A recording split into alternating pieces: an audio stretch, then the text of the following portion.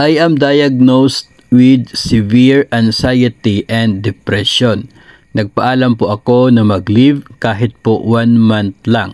Nag-alala po yung principal namin na wala po papalit sa akin. So hindi ko na po pinakita yung dagdag na mensahe kasi para nagbibigay po yun ng clue, no, kung ano o sino po yung sender. Hindi ko na lang po pinipilit na mag-leave. Mas napapagod na po ako magpaliwanag pa. Kaya po kahit napakahirap, nakakapagod po at maraming pagkakataon na halos wala akong tulog, pumapasok pa din po ako. Iniisip ko po na matatapos din ang school year na ito at makakapagpahinga na din po ako.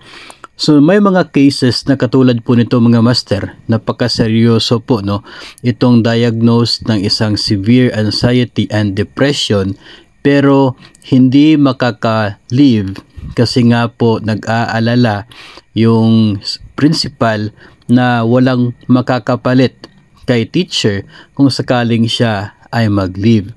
So may mga cases na tulad po nito at katulad na rin po ng iba pang mga serious talaga na concerns in which kinakailangan ni teacher talaga na magpahinga o kaya ay magkaroon ng leave.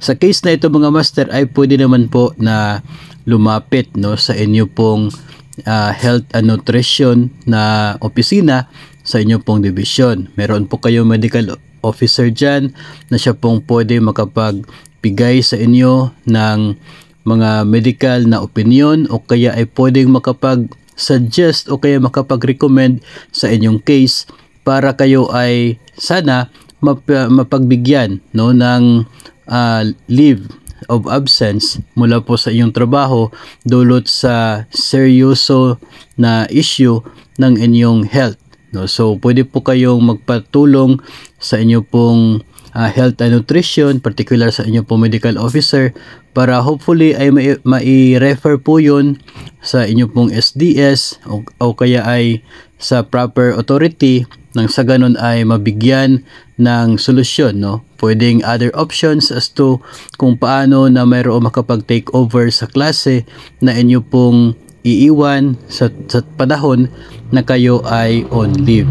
Huwag po ninyong hayaan na lang o kaya ay tiisin na lang at hintayin na lang matapos yung school year kasi mas lalo pong nagiging mas mahirap o kaya ay mas posible po na lumala yung sitwasyon kung ito po ay inyong pababayaan. So mas maganda po na may re-refer ito sa proper na opisina sa inyo pong agency nang sa ganun ay mabigyan pansin at mabigyan ng solusyon yun pong ikinabahala ng inyong school head o kaya ay ng inyong pong principal. Mas mahalaga pa rin yung kalusugan natin ng mga empleyado. And I believe na maraming mga division offices na talagang nagbibigay ng o nagkakaroon ng monitoring pagdating sa health and condition ng kaniyang mga nasasakupan. So mas mabuti po na talagang ipaalam ang inyong sitwasyon para ito ay mabigyan ng kaunting solusyon para matulungan naman po kayo and at the same time ay mabigyan din ng solusyon yung pinoproblema ng inyong school head kapag ikaw ay wala sa trabaho.